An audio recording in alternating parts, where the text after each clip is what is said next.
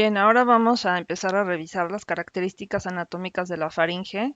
Los objetivos temáticos van a ser aprender acerca de su esqueleto, la pared de la misma con respecto a músculo y fascia, los espacios, sus divisiones, las fases de la deglución, los vasos sanguíneos que la irrigan y drenan esta sangre y los nervios involucrados.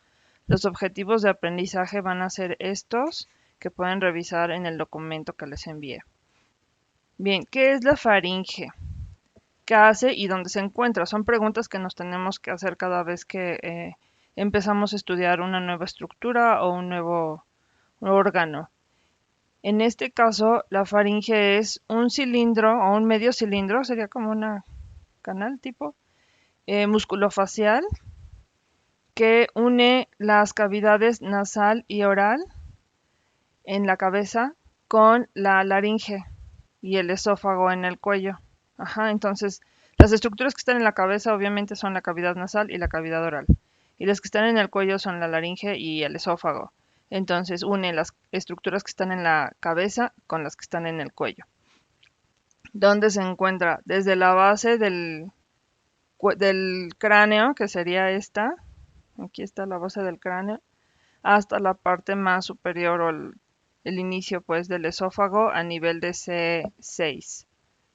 De acuerdo. Entonces, decíamos que la nasofaringe tiene varias partes. Una es nasofaringe, otra es bucofaringe y otra es laringofaringe. La nasofaringe es la parte de la faringe que está posterior a las coanas y superior al paladar blando. Este es el paladar blando y de aquí para adelante es el paladar duro. Aquí se puede ver el hueso palatino. Su función es respiratoria, precisamente por esta conexión con la nariz. La bucofaringe es la parte de la faringe que está posterior a la cavidad oral. Aquí está la cavidad oral, esta es la lengua. Y su función es digestiva para el paso de los alimentos que están entrando a través de la cavidad oral. Finalmente, la laringofaringe es posterior a la laringe. Aquí están los cartílagos laríngeos. Y tiene doble función, que es respiratoria y digestiva, porque aquí pasa también el aire y los alimentos que acaban de transitar por la cavidad oral. Comunica tanto con la laringe como con el esófago. Sería la comunicación hacia la vía respiratoria, que es anterior, y la vía alimentaria, que es posterior. En este dibujo que viene en el libro, podemos observar como en un esquema estas partes nuevamente. Entonces, lo que está en azul sería la cavidad nasal, lo que está en morado sería la cavidad oral, que son las estructuras que están en la cabeza.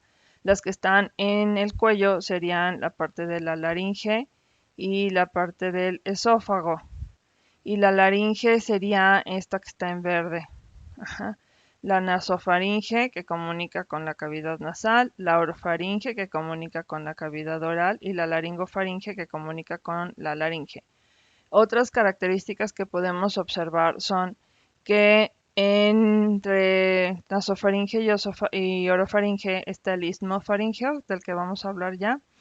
También un límite importante es de la cavidad oral con la orofaringe, el paladar blando, como ya veíamos.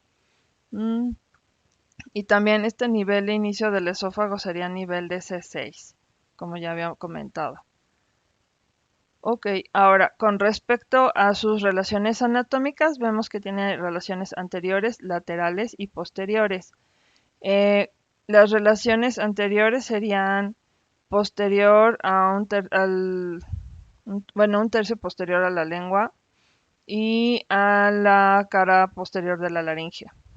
Las relaciones laterales son importantes en cuanto a que las trompas faringotimpánicas abren, aquí estaría la apertura de la trompa faringotimpánica, abre a la pared lateral de la nasofaringe y esta comunica a su vez la nasofaringe con el oído medio, como ya sabemos. Por otro lado, también en las paredes laterales, que ya vamos a revisarlo, se encuentran las amígdalas linguales, faringeas y palatinas. Están en esta pared lateral, pero de manera profunda. Y posteriormente vemos un espacio retrofaríngeo que contiene tejido conectivo laxo. Con respecto al marco esquelético o a su estructura esquelética, lo que vemos es que está en relación con la base del cráneo, decíamos, que sería esta parte basilar del occipital, en donde se encuentra el tubérculo faríngeo, también con el hueso esfenoides un poco, y serían las láminas medial, bueno, aquí está la lámina medial del esfenoides, perdón, la lámina medial del proceso pterigoideo del esfenoides, ajá, y la fosa escafoidea en el hueso esfenoides, que es donde se inserta el tensor del velo del paladar, esta fosa y esta fosa también del otro lado. Por otro lado, también vemos esta estructura que es cartilaginosa, que más bien está compuesta de cartílago, que es la trompa faringotimpánica, que ya dije que conecta nasofaringe con oído medio. Y también encontramos en verde marcado el hueso temporal, específicamente esta sería su parte petrosa. Bien, entonces estos sitios, perdón, me faltó, no es cierto, ya es suficiente. Estos sitios son los de inserción de músculos de la faringe, o donde inicia pues la faringe, ¿no? Que damos que era la base del cráneo. Entonces vamos de la trompa faringotimpánica de ambos lados, luego a la porción petrosa del temporal, medial al canal carotídeo y al agujero yugular, y de manera posterior sobre el tubérculo faríngeo en la parte basilar del occipital. Veamos por delante donde se inserta. La faringe se inserta en una línea anterior para pero se forma como un tipo como un triangulito para que sean las paredes laterales de la faringe. La primera parte se va a insertar en el borde posterior aquí viene, de la lámina medial del proceso pterigoideo o pterigoides del hueso esfenoides. Esta ya lo había mencionado acá. Sería aquí, esta sería la parte anterior y superior. Ok, luego continúa a lo largo del borde de la lámina medial del proceso pterigoides y hacia esta gancho del pterigoides, aquí mero. Luego continúa insertándose en el rafe pterigomandibular hacia la mandíbula, y esta sería la primera parte de la faringe. La segunda inicia en la cara inferior del ligamento estiloioideo. Aquí está apófisis estiloides y aquí está el hueso ioides. Aquí se inserta entonces este ligamento y aquí es donde inicia la inserción de la segunda parte hacia el cuerno menor del ioides. Luego da como una vueltita para atrás y continúa sobre la superficie superior del cuerno mayor del hueso ioides. Finalmente, la tercera parte inicia superiormente en el tubérculo superior del cartílago tiroideo. Todo esto es el cartílago tiroideo, el que le dicen manzana de Adán. Aquí empieza el tubérculo. Desciende a lo largo de esta línea oblicua del cartílago tiroideo. Luego continúa sobre el músculo cricotiroideo que está aquí. Y pues ya, hacia el cartílago cricoides, hasta ahí se inserta. Esa sería la tercera parte. Y aquí lo vemos un poquito más grande, ¿no? La primera parte, la segunda parte y la tercera parte.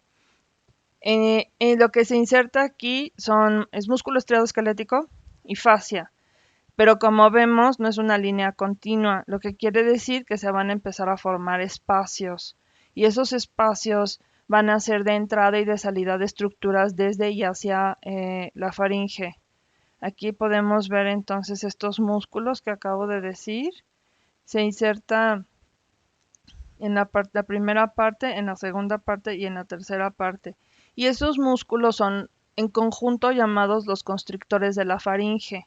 En la parte superior, la primera parte sería el constrictor superior, en la segunda parte sería el constrictor medio y en la tercera parte sería el constrictor inferior. y vemos que hay espacios entre la base del cráneo y el primer constrictor, entre el primero y el segundo y entre el segundo y el tercero.